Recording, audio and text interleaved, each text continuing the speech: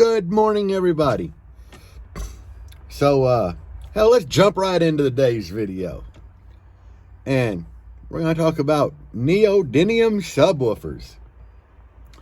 Myself, guys, I'm a fan of these old Ferrite.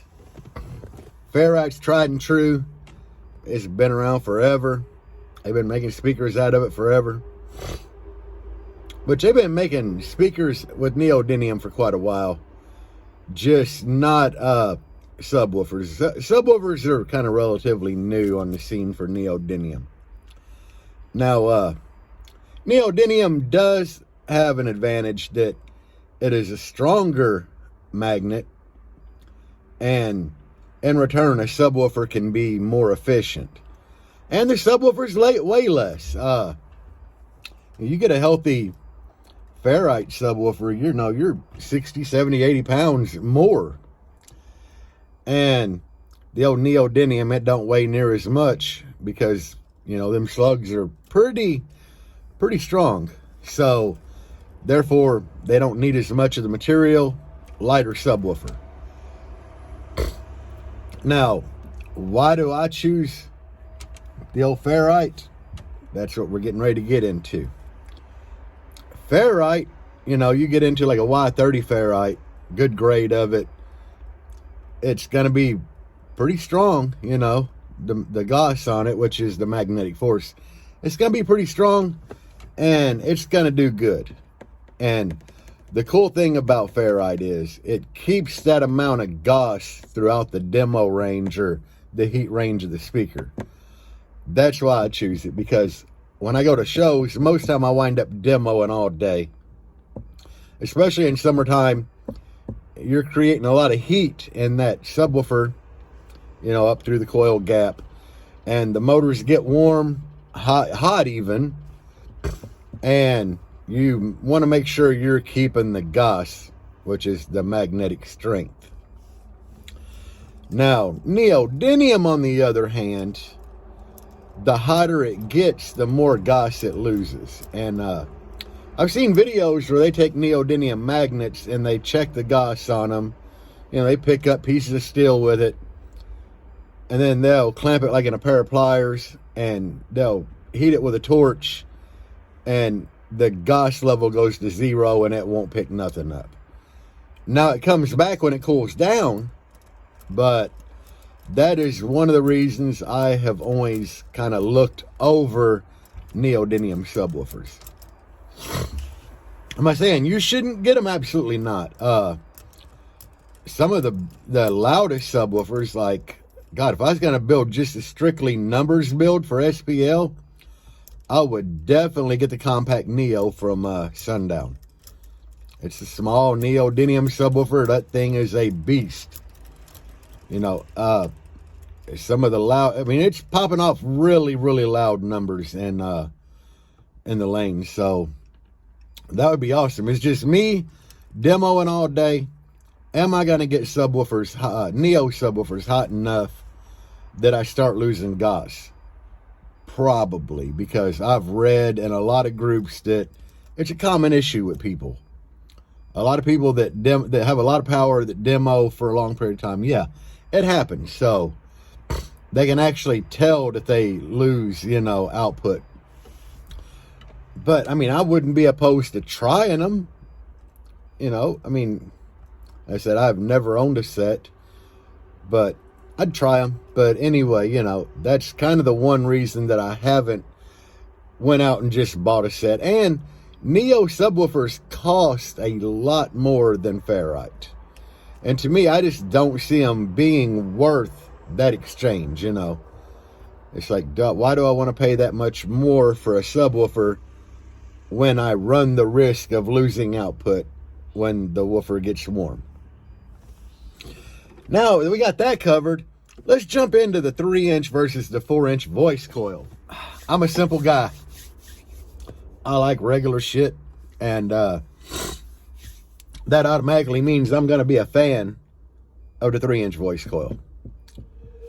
And I guess, my American-based XFLs were the first 3-inch coil subwoofer I ever owned. And I did really good with those. For a cheap subwoofer, they did really good. Back in the day, all the subwoofers that were made, or most of us owned, were 1.5 inch, 2 inch voice coil. I mean, if we got lucky, we might have got our hands on one that had a 2.5 inch coil. But back then, motors on a 10 or a 12 were like that big around and about that thick. So there was a lot of efficiency there, though. So you didn't need a really big coil for the output. I'd been in cars back in the day. I'd have like a 200 watt amp in them, pushing 410s, and the shit was crazy, stupid loud, So the bigger voice coils have kind of become a new thing because subwoofers are getting bigger, because we're all running more power. People are wanting to play 20 hertz and do hair tricks and get loud on 20 hertz. So it definitely takes a subwoofer that can move further and they can handle a lot of power, because it takes a lot of power to get loud at the lower frequencies. So bigger voice coils had to come into play, and bigger motors and everything to go along with it. Now, with that being said, out of the 3-inch and the 4-inch, the 3-inch will be more efficient most of the time. 3-inch coil, I love them because the efficiency's there. It don't take a crap ton of power to get them moving, but I've seen some pretty efficient builds with 4-inch coils in them also. Then, you even get into the debate of 4-layer versus 8-layer coil.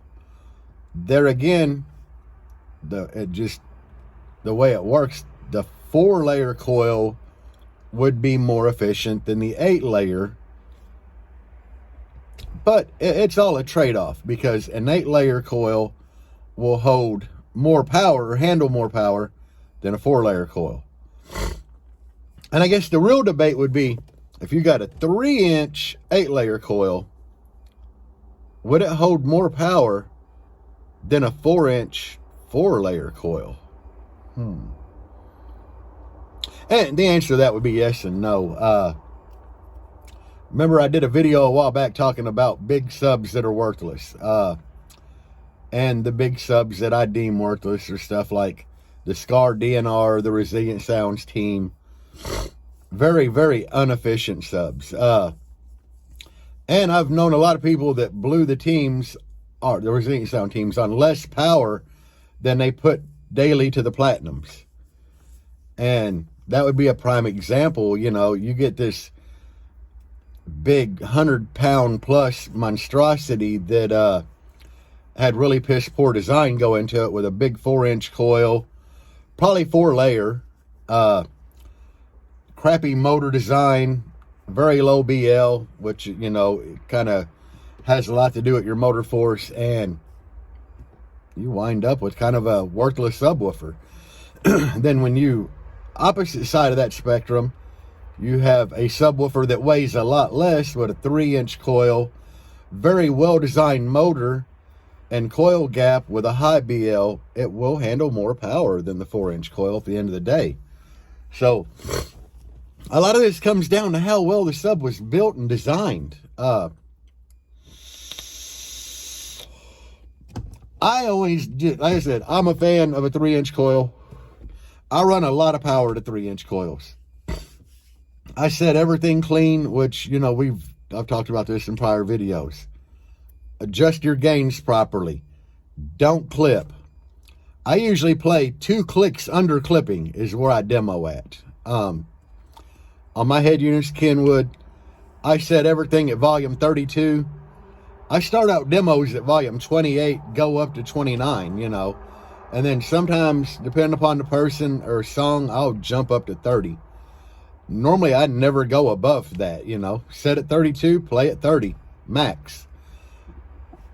I have an extra click or 2 there if I need it, but most time it's fine for demo. Who really wants to demo that loud anyway?